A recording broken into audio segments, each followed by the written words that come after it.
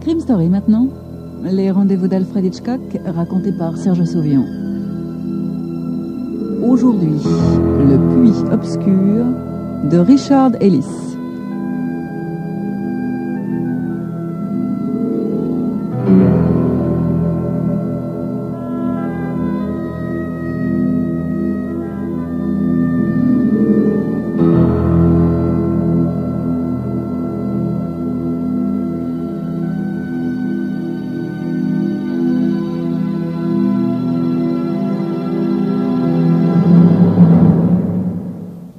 Le docteur Johnson examina le cadavre et murmura: « Mon Dieu, une femme comme Blanche Helms, finir de cette façon, de quoi vous soulevez le cœur. »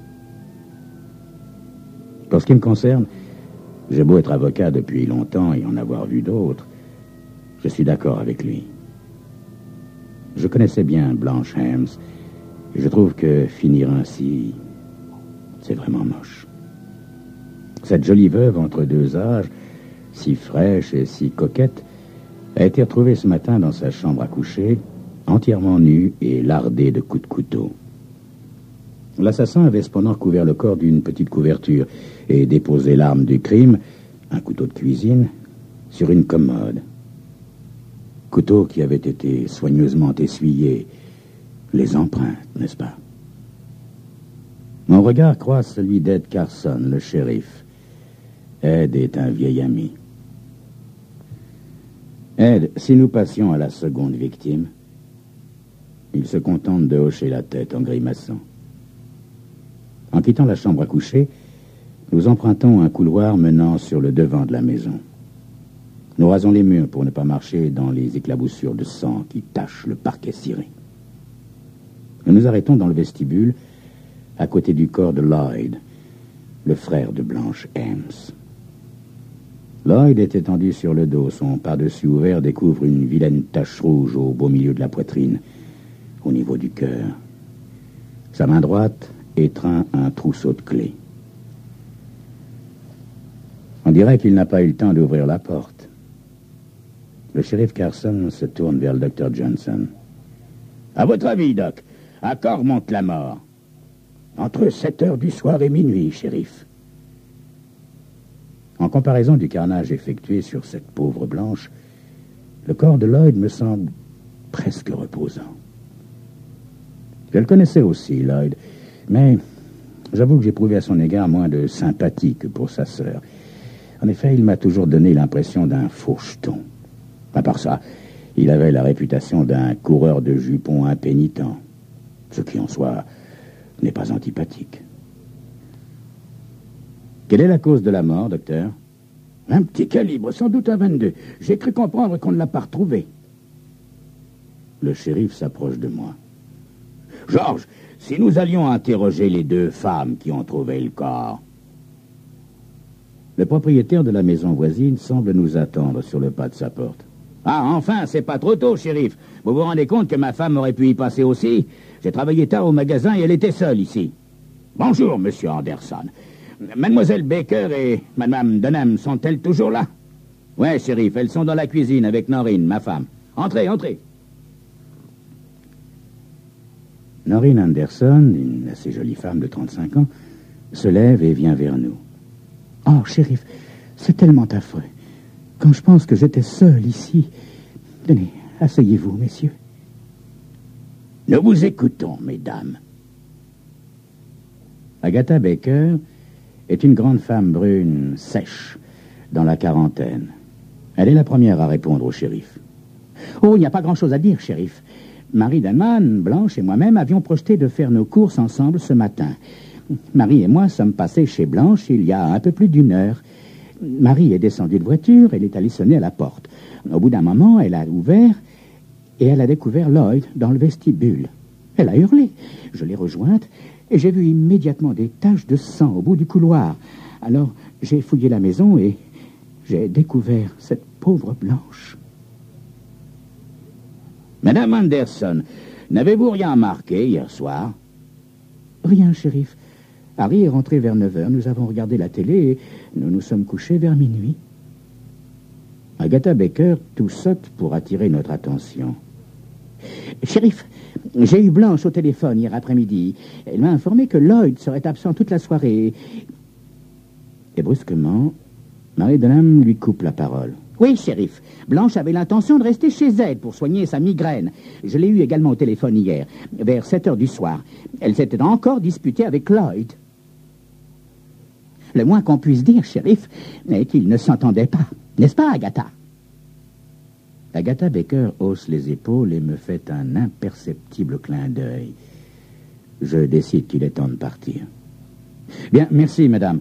Je pense que ça suffira pour l'instant. Une fois dehors, Ed me prend par le bras. Tu m'as bien semblé pressé de partir, George. Oui, Ed. Je pense qu'Agatha Baker a envie de nous voir sans témoin.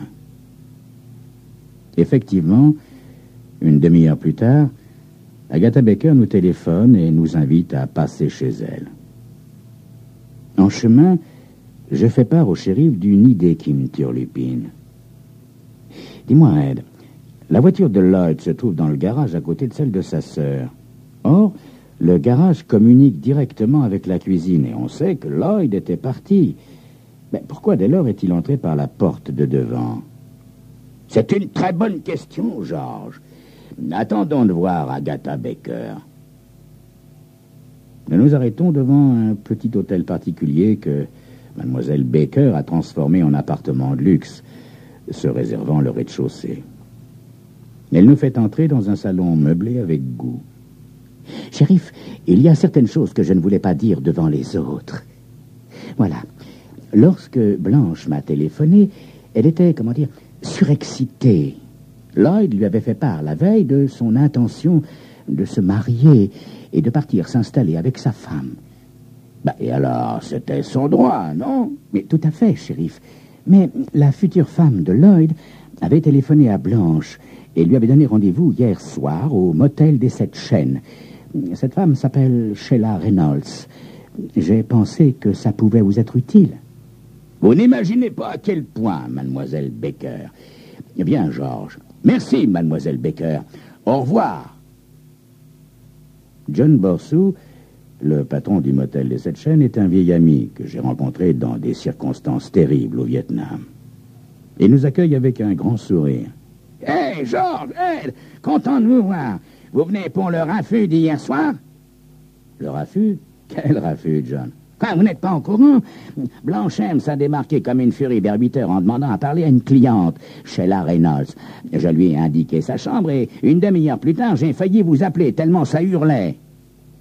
Ah bon? Est-ce que Miss Reynolds est toujours là? John acquiesce et nous indique le numéro de la chambre de Mademoiselle Reynolds. Une jolie rousse d'environ 25 ans nous ouvre la porte. « Bonjour, messieurs. Vous êtes la police, je suppose. Quelle coïncidence. J'allais vous appeler. »« Mademoiselle Reynolds, il semblerait que vous ayez vu Blanche Hems hier soir. C'est exact? » »« Tout à fait exact, messieurs. Entrez, je vous en prie. Je viens d'apprendre ce qui est arrivé à Lloyd et à cette vieille sorcière de Blanche. Que voulez-vous savoir de moi? » »« Simplement ce qui s'est passé hier soir, Mademoiselle Reynolds. » »« Tout d'abord, shérif, vous devez savoir que j'ai rencontré Lloyd il y a 3 mois à Washington. Le vrai coup de foudre. Malheureusement, lorsqu'il a parlé de moi à sa sœur, elle a poussé les hauts cris. Encore une de ses sœurs abusives, sans doute. Toujours est-il que j'aime Lloyd. Enfin, que j'aimais Lloyd. J'ai téléphoné à sa sœur pour la rencontrer et essayer de la raisonner. C'était le rendez-vous d'hier soir, n'est-ce pas, Mademoiselle Reynolds? Oui, shérif. Blanche est entrée ici au pas de charge en crachant le feu. C'était terrible. Elle m'a même proposé de l'argent pour que je renonce à Lloyd. Vous vous rendez compte? C'est à ce moment-là que la moutarde m'est montée au nez. Je l'ai flanqué dehors. Pourtant, j'en ai vu d'autres dans mon bar. Vous travaillez dans un bar, Mademoiselle Reynolds? Oui, shérif. Il n'y a pas de mal à cela, n'est-ce pas? Après son départ, vers 8h30, j'ai essayé sans succès de joindre Lloyd par téléphone. Il n'était ni chez lui ni à son bureau. J'aurais dû lui dire que j'avais l'intention de rencontrer sa sœur. Pourquoi? Il n'en savait rien, Mademoiselle Reynolds? Non, shérif. Et pourtant, on doit tout dire à son mari, n'est-ce pas? Oui, Je ne vous l'ai pas dit, shérif, mais Lloyd et moi, nous nous sommes mariés secrètement il y a une quinzaine de jours. C'est pour ça que j'ai essayé d'amadouer cette vieille mule de Blanche. Eh bien, merci, mademoiselle Reynolds. Merci de tous ces renseignements. Bien, Georges. Une fois dehors, Ed me dit d'un ton fatigué, « Georges, est-ce que tu as vu l'éclat de ses yeux quand elle parlait de Blanche Helms? Quel regard! J'en ai froid dans le dos. Qu'est-ce que tu en penses? » Je ne sais pas trop, Ed.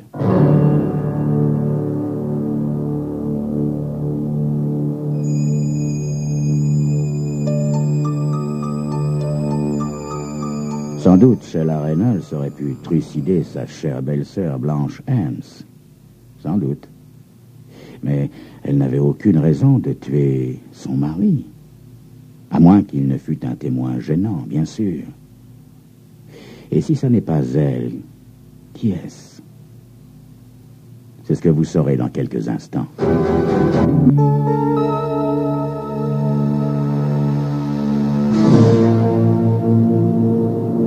De retour au commissariat, Burke, l'adjoint de Ted, nous apprend que l'autopsie des corps n'a rien donné que nous ne sachions déjà. Il ajoute que tous les gens à qui il a parlé ne lui ont dit que du bien de Blanche et de Lloyd. Bien sûr, tout le monde rigole un peu à propos du tempérament de Lloyd. Un sacré étalon, ce Lloyd. Il a même été, paraît-il, fiancé à Agatha Baker, qui, on le suppose, a été vite mise au courant de ses fredaines. Burke nous apprend également que Lloyd était hier soir à l'Antenucci's Bar pour une partie de poker. Quelqu'un, une femme, l'a demandé au téléphone pendant la partie. On l'a entendu dire « Va-t'en au diable ». Puis il s'est radouci et a dit « C'est bon, Noreen, mais c'est la dernière fois ». Sur quoi, il a raccroché et il est parti. Ed est tout excité. « Noreen Anderson, tiens. Viens, Georges. » Noreen Anderson nous ouvre la porte et nous considère en silence. Ed attaque bille en tête. « Madame Anderson, nous serions très heureux de savoir combien de fois Lloyd est venu ici en l'absence de votre mari. » Noreen Anderson pâlit et nous fait signe d'entrer. « Je vous en prie, shérif, n'en dites rien à mon mari. Lloyd et moi étions amis, seulement amis. J'avais le cafard, je lui ai téléphoné. Comme c'était un peu avant le meurtre, j'ai eu peur que vous ne vous fassiez des idées. En plus, mon mari était là tantôt, quand vous nous avez interrogés. » « Madame Anderson, de quoi avez-vous parlé, Lloyd et vous? » Lloyd était nerveux, shérif. Il m'a parlé de son mariage avec avec cette fille de Washington.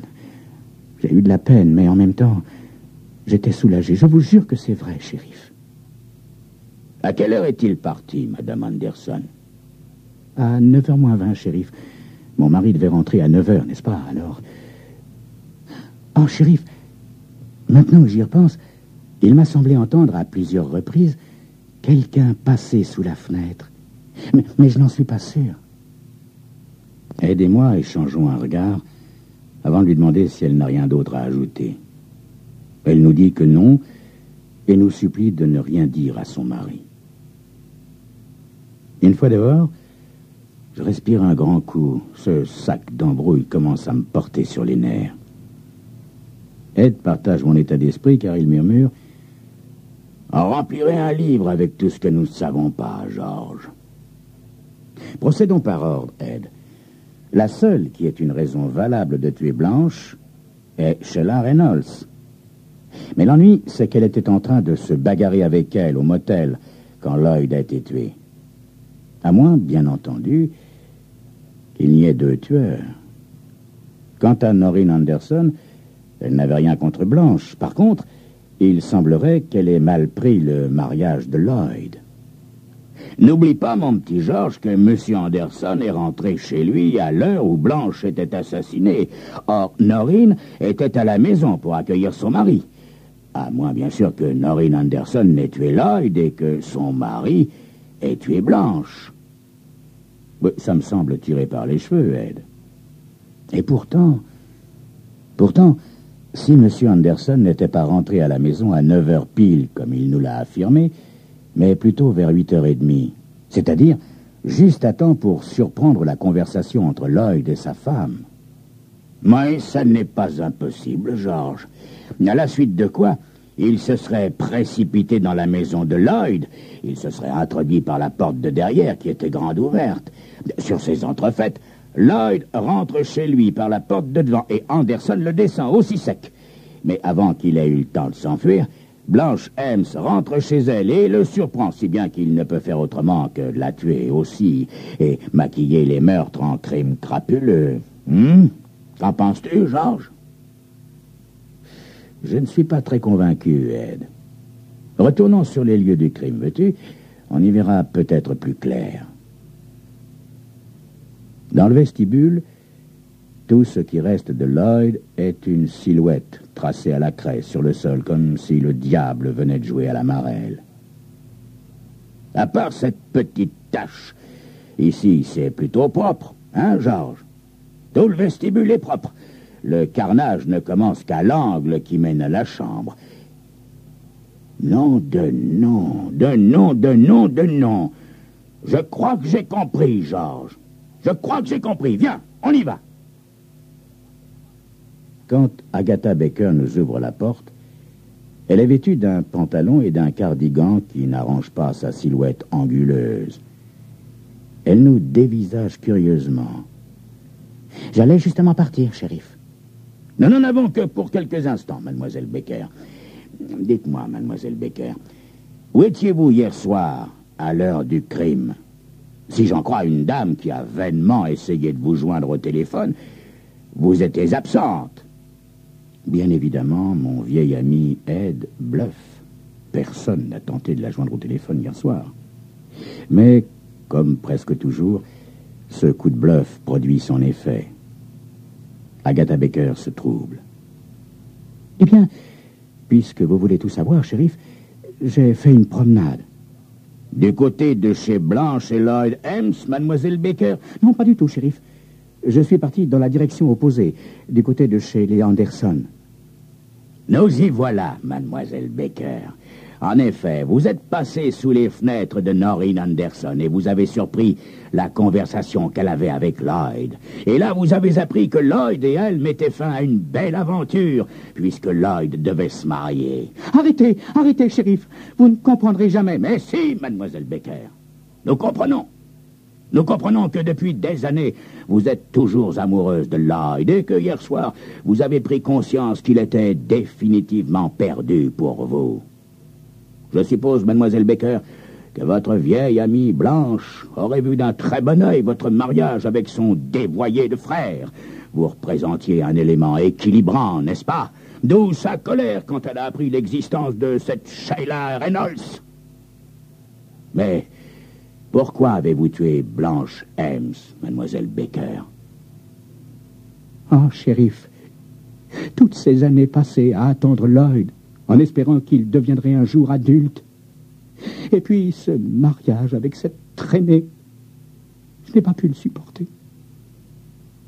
Voyez-vous, shérif, j'ai toujours un revolver dans mon sac quand je me promène. On ne sait jamais. Mais vraiment compris que je venais de commettre un meurtre, que quand j'ai entendu Blanche rentrer, j'ai paniqué, vous comprenez? Le choc qu'aurait eu mon amie Blanche en voyant son frère mort. Je devais lui éviter cela. C'était ma meilleure amie, n'est-ce pas, shérif?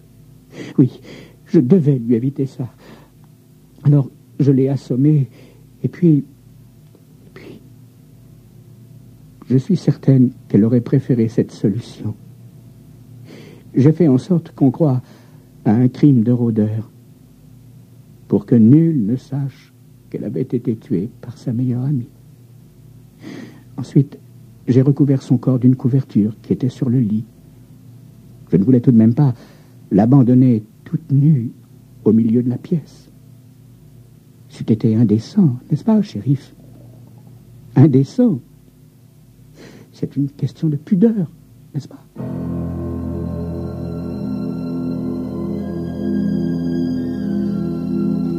C'était Crime Story, les rendez-vous d'Alfred Hitchcock racontés par Serge Sauvion. Aujourd'hui, Le Puits obscur de Richard Ellis.